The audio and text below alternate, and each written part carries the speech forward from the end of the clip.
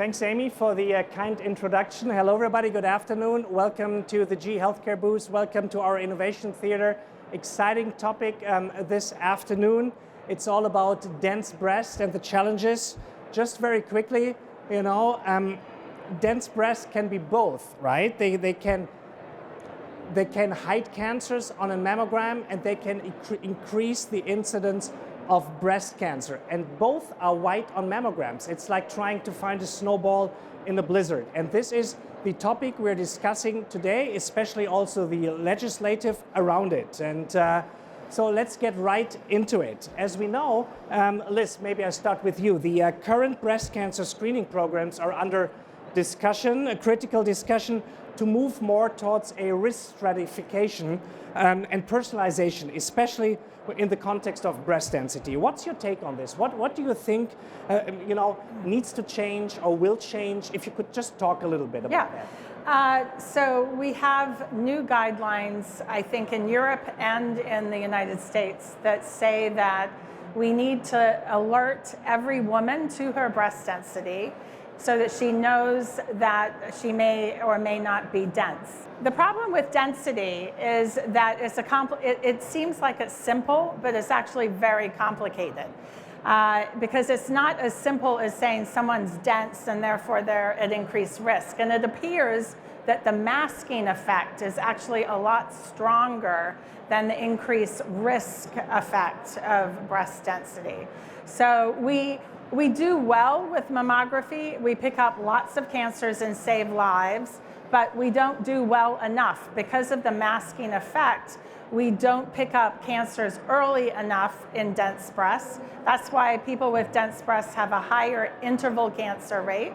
They have a higher death rate, and they can have a higher stage of breast cancer. And so those are things we don't want to see. We want to pick up early breast cancer. So that's why density has become a really important indicator for women to know that their mammogram may not see everything.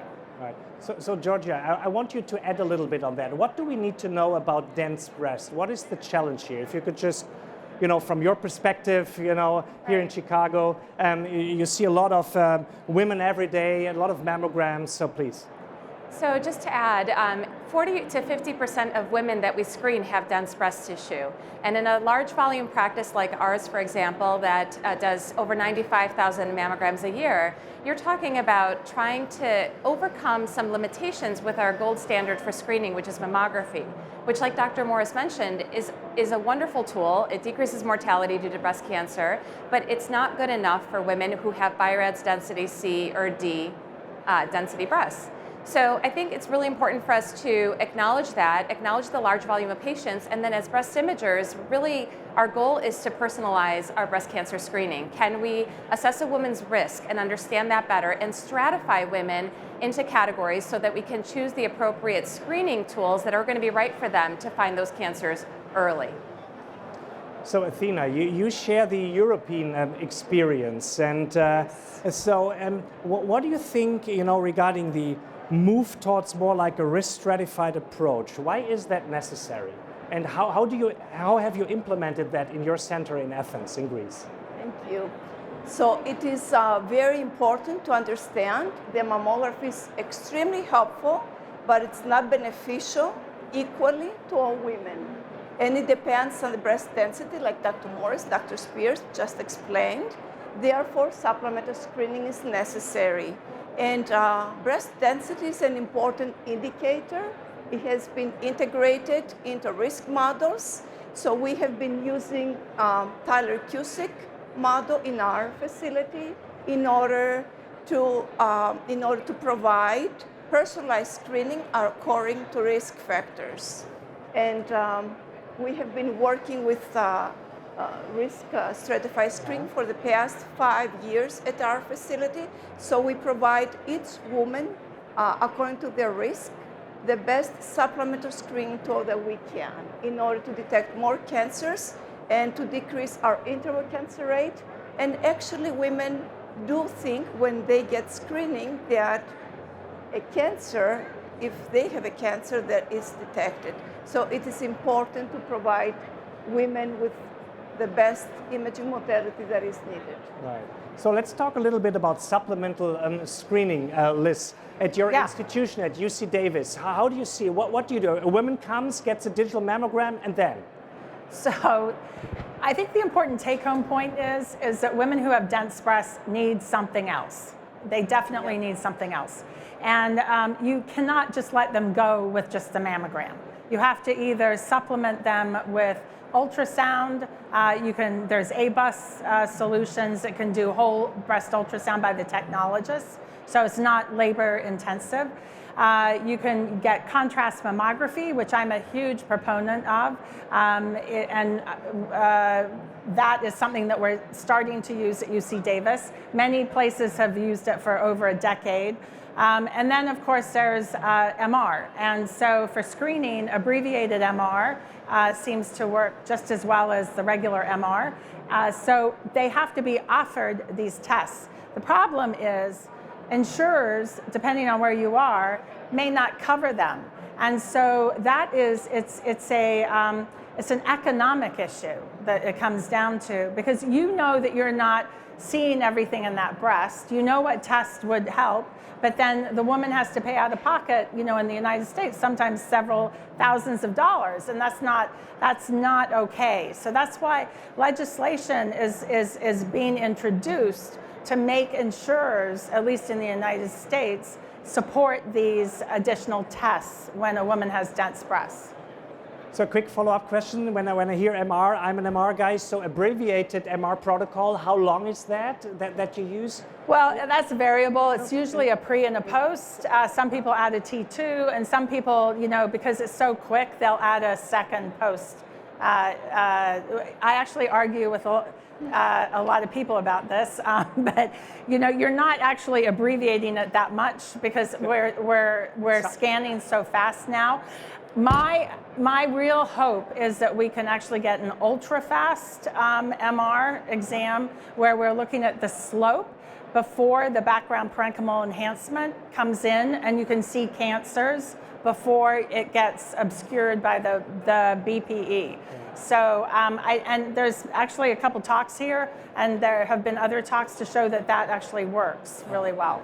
Can you talk a little bit about ABUS and the situation in California? I am not so I moved from New York, where we did screening ultrasound on everybody, pretty much. And now I'm in California, and no one does screening ultrasound in California. So it just goes to show how regional medical care is and how local it is. I would love to bring in, but starting up a whole ultrasound screening program is a massive undertaking.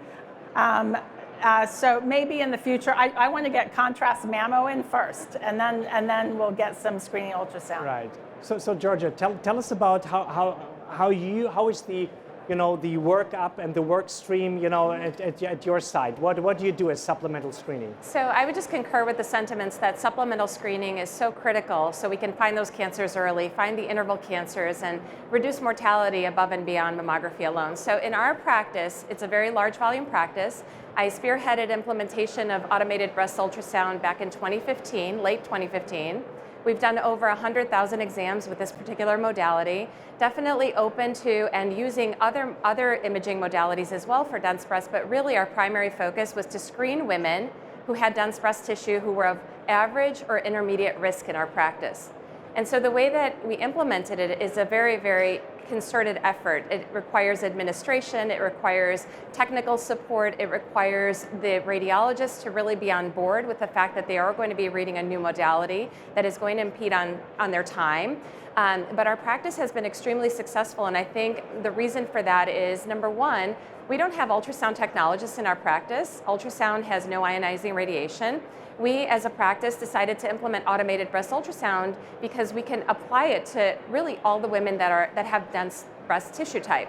So we did so, and in our first 500 cases, we did a retrospective analysis. We had found a cancer detection rate above and beyond mammography of 12 per thousand. We had a recall rate of 7%. And so that propelled our program to continue. And we continue to maintain those numbers: higher cancer detection rate, very low recall rate with automated due to the fact that it uses post-processing techniques to show us imaging in a 3D plane. So the coronal image of ABUS has been very critical for us to find those really small architectural distortions that we're not seeing on mammography. So we have found quite a few cancers. We have a prospective program. We actually are currently looking to publish our results on over 50,000 patients with a high incremental cancer detection rate and a low recall rate. But it's really been a concerted effort to implement this technology, and now we're actually utilizing AI as a form of cancer detection with automated breast ultrasound to help facilitate our practice as well. Being very busy practice of radiologists reading a lot of cases a day, the AI has been very great, wonderful facilitating, where do we look within these 2,000 images that ABUS generates, where can we look and find that cancer, and then we want to do it with an increased sensitivity and specificity so that we can benefit our patients. So overall, our program with automated has been very successful. Definitely, doing MRI and other modalities as well. But again, just applying that large volume of supplemental screening in our particular practice in Chicago has been critical by using ultrasound. And I do want to mention the piece about legislation and how important that is. I've been very active in the legislative front. I actually helped pass the dense breast notification law in the state of Illinois in 2019.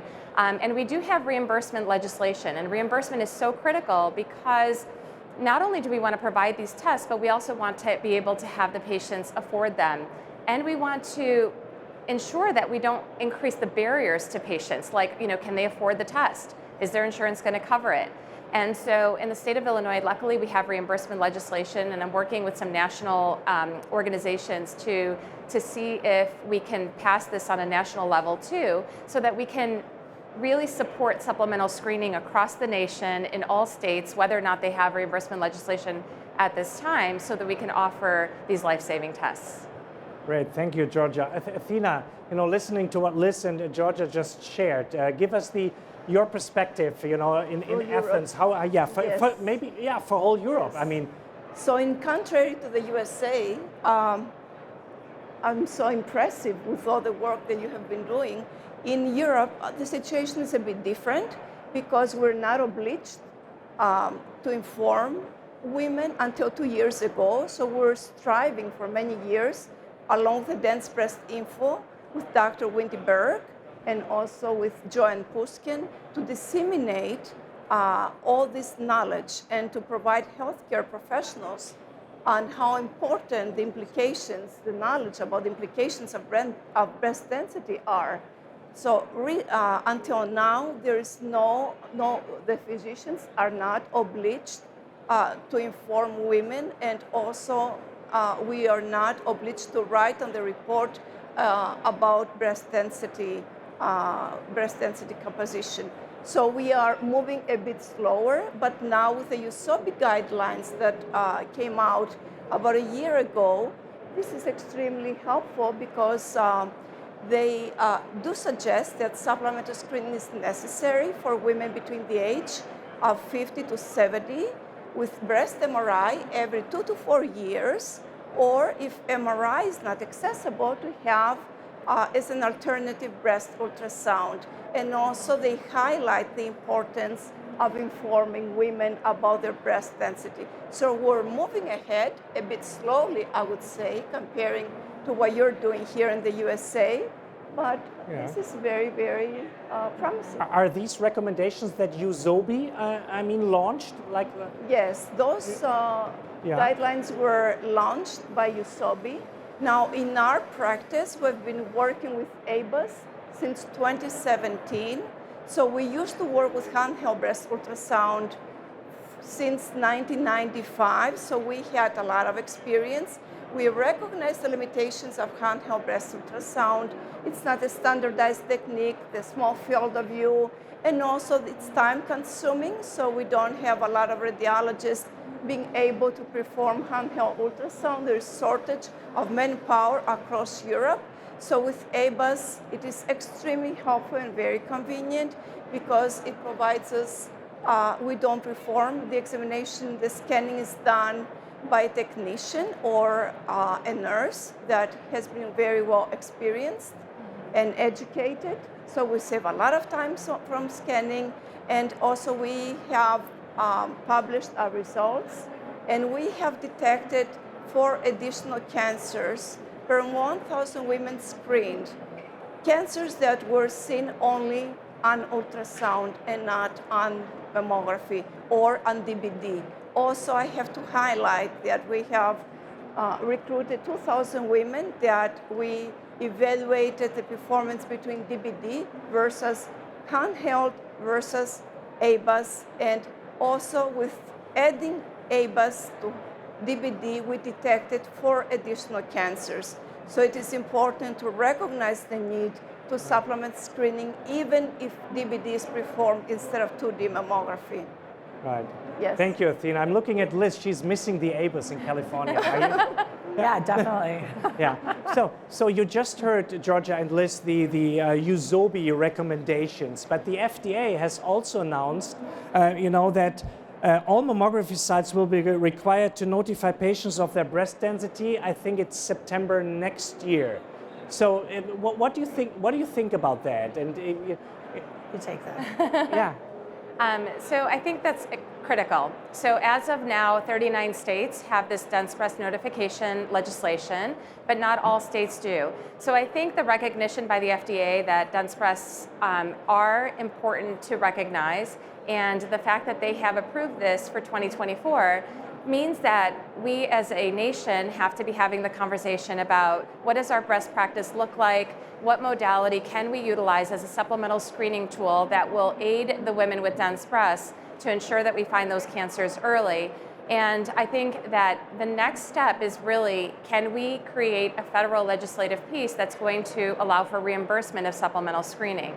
And that's where right now, I wanted to inform everyone that doesn't know this, but there's an act in Congress called the Find It Early Act. And the Find It Early Act is to support the fact that dense breasts are critical in not only notifying patients of their tissue type, but also reimbursing supplemental screening modalities. So not impeding, due to economics, the ability for a woman to have an important additional screening test that would be right for her due to her density. So as of right now, organizations are supporting this particular piece of legislation. It's a big feat that's being undertaken in Congress. The bill is presented by DeLauro from Connecticut. And so we're really hoping that this is going to be a great adjunct to the dense breast notification mandate by the FDA so that we can widespread utilize supplemental screening for women with dense breasts and not limit any woman's access to it. So Liz, what are your thoughts around these recommendations and legislations that are coming? I think they're great. The Find It Early Act is really because Katie Couric, one of our very famous television newscasters, had a mammogram actually at a facility where I know the person very well, and she has dense breasts. And at that particular facility, they do screening ultrasound. And so it was picked up with the ultrasound. So, her point was everyone should have access to these life-saving tests. And I think she's very cognizant that she's an educated, very privileged white woman living on the Upper East Side in Manhattan.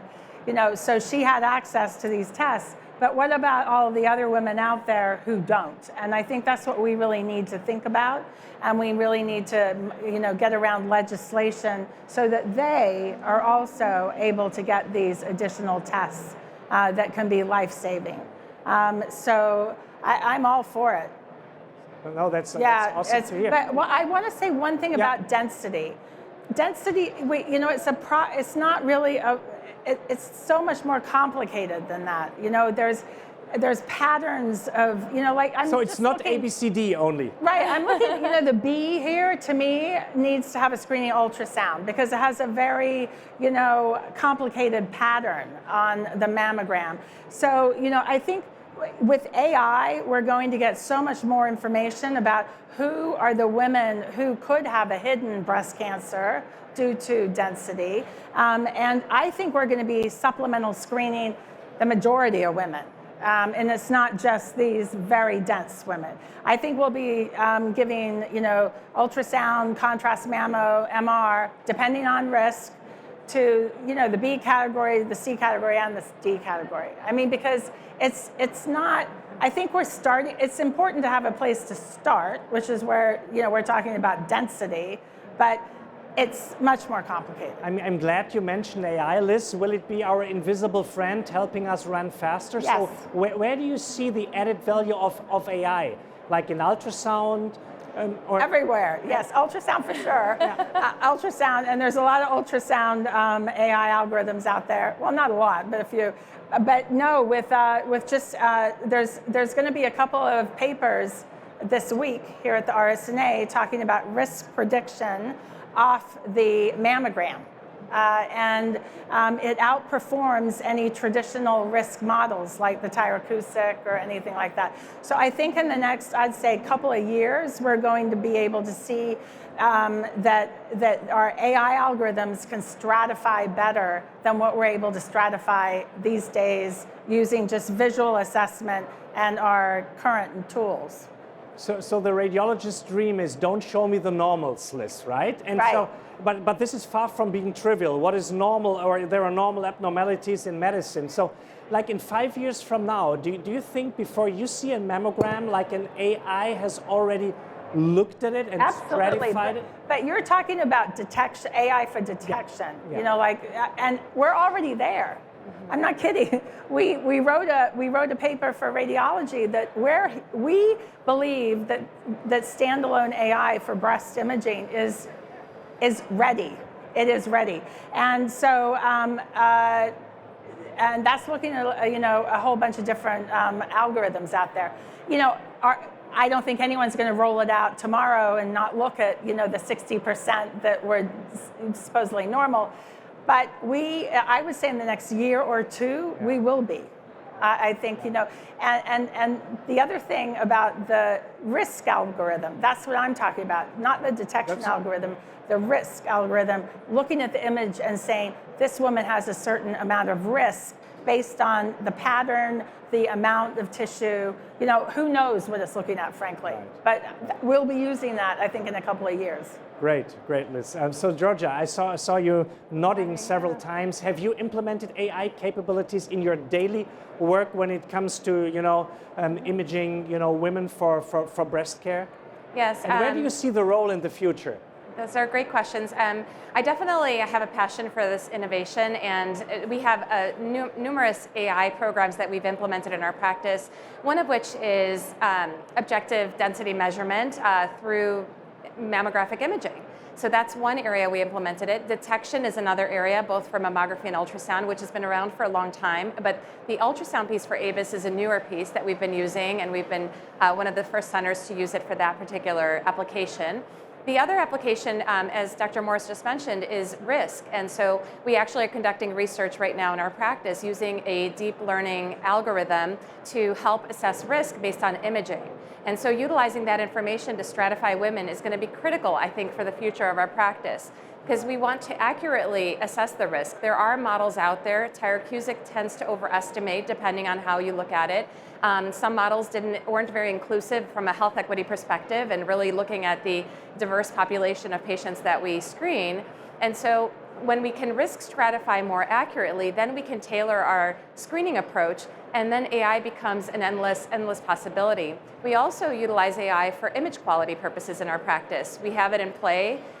We actually use it to address technologists and how they can better perform the imaging, because as we know, the better quality images that come through, the better our interpretations are going to be. So really, AI is our friend. I think it helps us be more effective. It helps us bring more value to the institutions of healthcare by making our work more efficient, more accurate, but then also bringing the radiologists out of that dark room and into the conversations with healthcare institutions that are necessary in an evolving healthcare climate where so much change is happening, and it's important for us to be present and part of those conversations so that we can be integral in the decisions that are being made in the healthcare systems for our future too. Because all of a sudden the radiologist has more time, right? Right. To get out of the dark room, because the easy stuff, the repetitive stuff, AI is doing. So Athina, Are we early adapters when it comes to AI and breast care in Europe? Share the European perspective and what you are doing, and I know it, in Athens. I would say definitely yes. There are a lot of programs running, many companies that are devoted in the application of AI.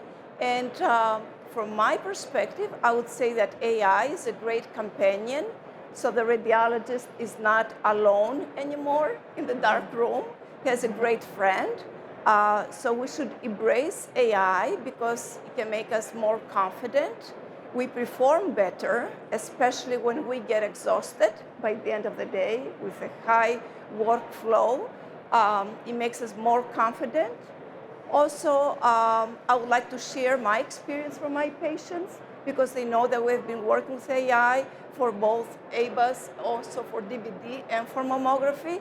They feel also safer, that their examination was more accurately evaluated. So if you see on both sides, from our point of view, physicians and also from patients, there is a great benefit and there is a great move, and it is just a matter of time for AI not to take our job, but to empower radiologists, make us more confident, and we'll have more extra time to do more clinical work where there is more need. Right. Let's do a little bit of crystal ball. Final round of questions. If we can reconvene here like in 5 years, in an ideal situation, you will be there because there still will be radiologists, I guess. And what is the situation? What do you wish, or in an ideal scenario, 5 years from now, how does breast imaging look like? So it's got to be multimodality. And probably fusion imaging is probably going to be there. We'll be using AI for risk. We'll be using it for detection. And we are not going to let any more women die of breast cancer. That's what we're going to do. Yeah. Georgia? No, that's absolutely right. I think, when I first started practicing a little over 13 years ago as an attending, I remember thinking to myself, how are we going to find a breast cancer in a woman with this tissue type? And we're missing 2.5 and 3 centimeter breast cancers. And I was like, we can't stop here. We have to see what the future looks like. And 13 years later, I feel like we have moved mountains and we've really made so much advancement in such a variety of technologies. And I would agree with Dr. Morris 100%. It's going to be a multimodality approach. We're going to stratify women. We're going to personalize screening even to greater accuracy so that we can tailor the screening regimens and offer them the tests that they need to find those cancers early and save their lives. Great. Athina, your take. I agree absolutely. I just want to add that the world is changing in every aspect. So also breast imaging is changing, and we need to embrace these changes and the advances of technology in order to save more women's lives, to make our job easier.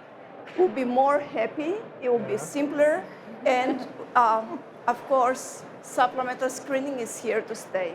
I'm glad you all agree that AI is our friend. Ideally, 1 + 1 is more than 2. The physician is in charge, and then the AI comes in to make a faster, more accurate diagnosis. Yes. That's really great to hear. And with that, we're at the end of our little conversation here. I would like to thank the panelists for taking the time and a great discussion. And of course, I would like to thank you, the audience, for taking the time and listening.